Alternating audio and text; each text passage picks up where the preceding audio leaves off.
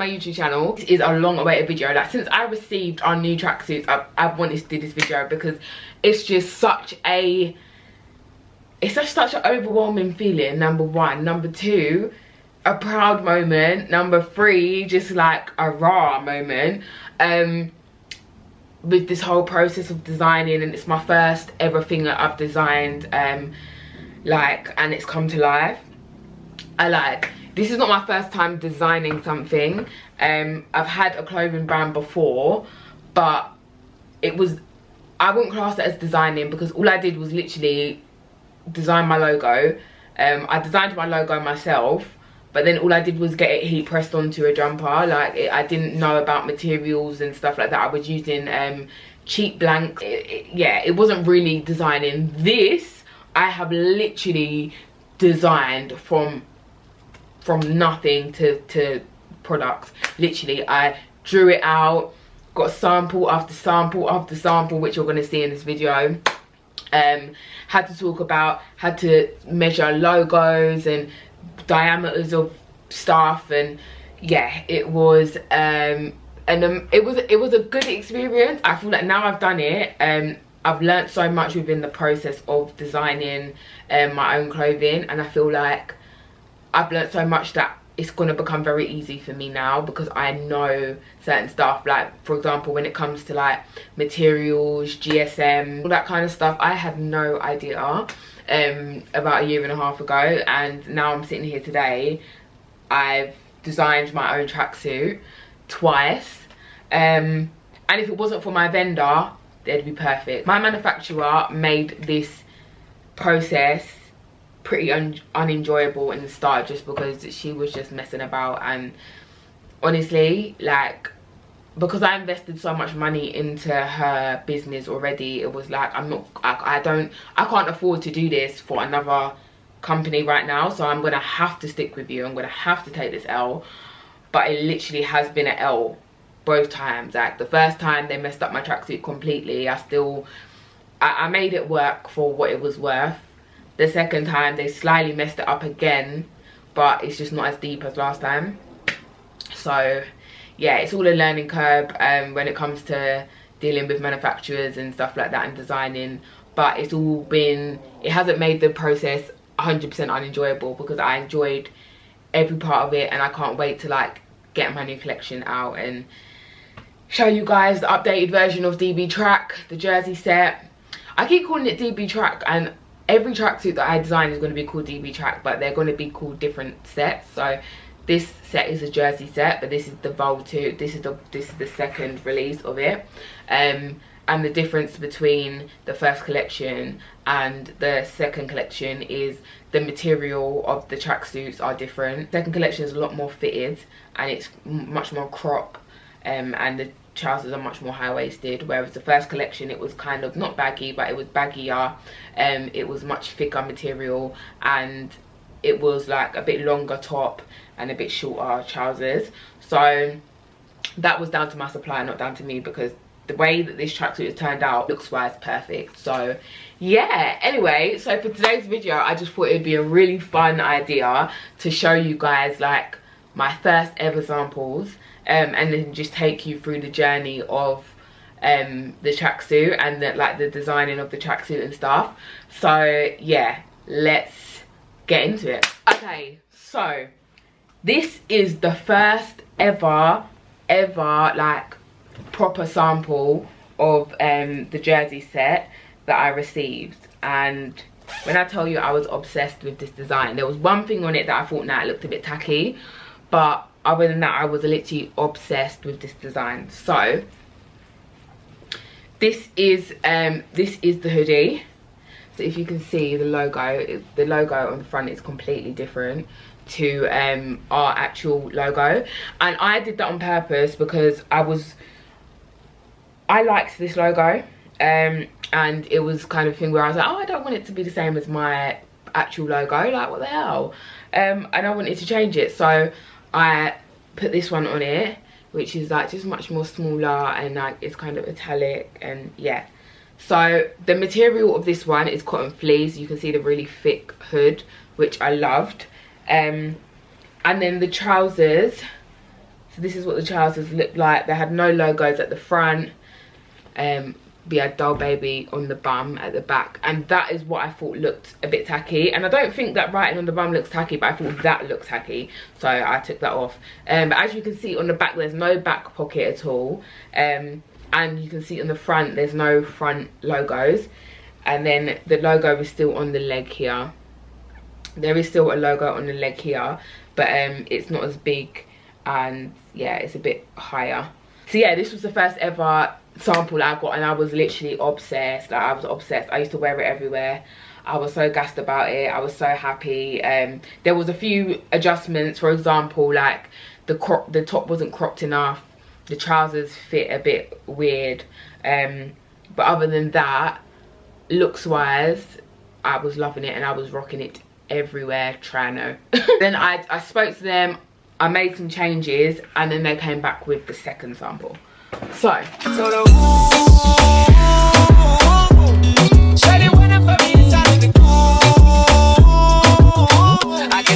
got all the samples in different colours because I was trying out different colours and stuff. But yeah, so the second sample was this. Okay, so this was the second sample. As you can see, we've got a complete different logo on the front because, again, I was just trying things out and seeing what they look like. So yeah, this is the second drop. As you can see on the back, there's no authenticity tag. And then this is the front. There's no logo on the thigh. And but this time we had a back pocket with Doll Baby at the back. So that's where this came from. So yeah, after I received the first sample, I then went in with the second sample with a few changes. The first change was that I changed the logo, and the second change was that I put a pocket at the back of the trousers. So that's from the second sample is where the back pocket came, but there was no zip, it was just a pocket. And yeah, still got the logo on the leg. Big Doll Baby logo. After I received the second sample, I went back and made a couple minor changes, and this is how they turned out.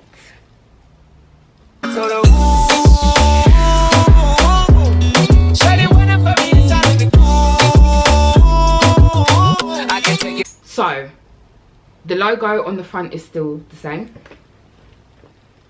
There's still no authenticity tag at the back. But I changed the trousers. So this is when the thigh logo came in. So you can see the logo on the thigh. We still had the back pocket, but with no zip. And we still had Doll Baby on the leg. So this was the last sample that I received. And when I received that one, I thought I was good to go. I was like, yep, this is it. I'm happy. Da, da, da, da. If you know me, I'm a perfectionist. So I'm looking at it, I'm wearing it, and I'm like, yeah, no, I like it, I like it, I like it. But how can I make it better? How can I make it better?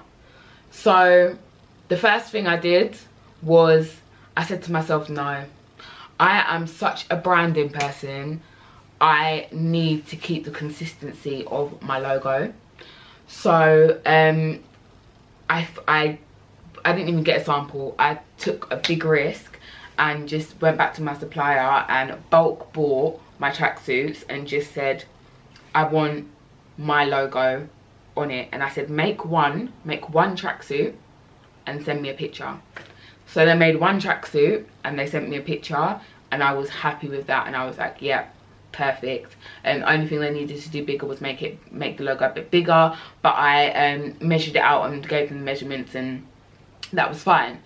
The second change that I made from the third sample was that I wanted a zip on the back pocket, because when I was wearing it, I felt so self-conscious putting anything in that back pocket, because I was like, it's just open, it's just wide open, like anyone could just put their hand in my pocket, and at that point I'm turned the other way. So they've got a head start to run before I've spun round and caught up with them, do you know what I mean? So I was just like, nah, that tracksuit needs a pocket and a zip. So I asked them to put a zip on. They were like, fine, no problem. And the last change that I made was to put the authenticity tags on the back of the tracksuit, which on the first release they only put it on the cardigan and not the trousers, but on the second release they've put on the trousers too. So yeah, it's crazy. Like, you can see like the growth over time of DBTRACK and like the designing stage and all of that stuff. I'm actually going to show you guys. Let me show you guys. This is what they looks like, and I was gassed. Like, I just feel like my logo looks so much better than any of them other logos on it. Like, now I can't imagine any of them other logos on it. Like, I look at them and I'm like, ugh. Do you know what I mean? Like, no thanks. Literally. They put the authenticity tag at the back of the tracksuit. We have the Doll Baby logo inside there. And then we've got our DBTRACK hang tag. But I made the hang tag, so that wasn't them. And then, again, we've got the logo on the bottom, which I just, obsessed. The pocket at the back with the zip this time. And then we just got some deep pockets at the side. Like, when my tracksuits came, I mean, I was a bit disheartened because they weren't as cropped and high-waisted as I wanted them to be, but I was still so obsessed with them and I was so happy. Take away the L's that I took with the ones that were stained and the ones that didn't fit right and this, that and the other. No, I was really, really, really happy.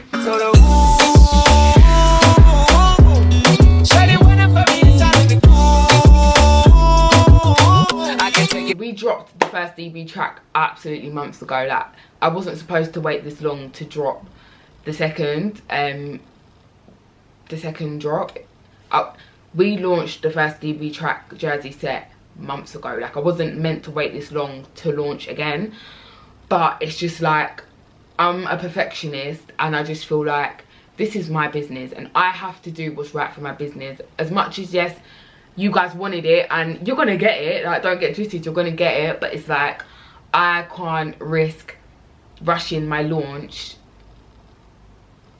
Do you know what I mean? Like, I can't risk rushing my launch and not getting the results out of the launch that I want.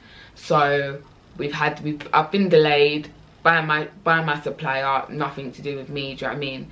My suppliers delayed it, customers have delayed it, so now I just literally just have to wait. Honestly, it feels like, when I'm looking at this stuff, I'm just like, I can't believe that I did this. Like, I'm so proud of myself. Like, not that I never thought that I couldn't do it, because that was never the case, but it's more, you actually did it. Like, I think people don't understand my story when it comes to business and like businesses I've started in the past and failed, and yeah, like the way I've persevered and kept going with this business, even though I've had mad ups, mad downs, cried, I've been depressed, I've done it all because of this business. But because, I'm not going to say for the first time, because I feel like when I started businesses in the past, I did see the vision, but for the first time, I'm not just seeing the vision, but I'm believing the vision. Do you know what I mean? Like, I believe that Doll Baby is gonna be worldwide. Like, Doll Baby is gonna retire me and my family and my friends. Is gonna take me out of, like, it's just gonna open up new doors and new opportunities. And I know that Doll Baby is just gonna be amazing, and it's gonna be great, and it's gonna be big. And no matter what happens now, like, I'm going to keep going with this business, because I just feel like I've worked harder on this business than I've worked on anything, like anything. And yes, there are times when I can't be arsed. Yes, there are times when, like, I just want to give up. Like, there's been plenty of times where I thought, fuck this, do you know what I mean? But the vision and how I feel, the faith that I have in myself, in my business, in God, in the universe, has always brought me back to my, and look, I just see my angel number. Like, literally, this is what I mean. Like, I know that this is going to be a big worldwide brand, and I can't wait to just grow and just see my business prosper. I'm so proud of myself. Like, I don't think anyone understands, and I'm not that kind of person. I very rarely say that I'm proud of myself. Like, I'm proud of other people all the time, but very rarely do I say I'm proud of myself, because I'm very hard on myself. I'm quite a perfectionist, and when it comes to my business and anything that's, you know, backed behind me, I just feel like it needs to be of a certain standard, and if it's not of a certain standard, then I get upset. Yeah, sorry, the camera cut off. I don't even know where I was. But yeah, the way you guys blew up my DMs, yeah, when I dropped that one of the boxes of the tracksuits came, I said, yeah, you lot ain't ready. Like, I mean, you are ready, blatantly, but you ain't ready, because yeah, it's mad. It's mad. I'm so excited. The amount of L's I've took with this whole collection in general, the first time, the second time, literally, it's been mad. But that's definitely down to my supplier, and this is a reason why I don't give my supplier out to anyone. I've had countless amount of people since I've dropped my tracksuits ask me who my supplier is. Even if I had a good supplier, I wouldn't say, just because it's taken me so long to do this, that I just feel like if you are serious about it, you will do this yourself. Do you know what I mean? But honestly, I won't give anyone my supplier simply because they are shit. Even if they were good, I feel like at the end of the day, if you're starting a business and you're serious about it, you will go out there, you will do the work, and you'll find your own supplier. I don't believe in getting spoon fed from other people. I believe in putting the work in and, you know, doing things yourself. I don't mind helping people out, doing these little videos to help you guys with like materials and giving you guys my experience and stuff like that. But when it comes to suppliers, people who you've got to spend money to make sure that they're 30, yeah, that's when I feel like it's a bit cheeky to ask someone where they got their supplier from, when it's taken me a year to even just find the supplier, and then an extra half a year to get to even the first drop. So when it comes to like giving up supplier information and stuff like that, I feel like people think that business owners are gatekeeping, and it's nothing to do with that. If you knew how much money I had spent, wasted, lost, trying to find suppliers and talking to people and getting samples and this, that and the other, you'd understand why I'm not just going to answer a DM and tell someone, oh yeah, here's my supplier's WhatsApp number. What I will say, and what I say to everyone who has asked me for my supplier, I've given them tips on how to find suppliers. I've given them tips on, you know, go on Alibaba, Instagram have vendors, Alibaba has vendors. I found my vendor on Alibaba. I found my vendor on Alibaba. I've even told them about my own experiences and what to do and how to talk to them, because I feel like in the beginning I was very naive, and that's probably why I got taken advantage of. I feel like now I know what the fuck I'm talking about. And my next supplier, this ain't no joke, I'm going to be FaceTiming, I'm going to be doing all sorts, because this time I didn't do any of that. The second time I did have a call with the supplier, but she was just telling me that everything's cool. But I already think she thought like I was a dickhead because I didn't know anything the first time. And even though I did cuss her out, she don't give a fuck, because she's, you know, she's in the other side of the world doing whatever she's doing, do you know what I mean? And she's got my money and there's nothing I can do about it. So yeah, oh, my camera's gonna die, fuck's sake. Sorry, the camera died. I don't even remember what I was talking. I think I was talking about my supplier and I was cussing her out or something, but yeah. So yeah, basically my girl's got my money already and she don't care about me. So yeah, next time with my next supplier, I'm gonna be on it, and I feel like I know much more now than I did before. So I feel like no one's gonna take me for a dickhead again, literally.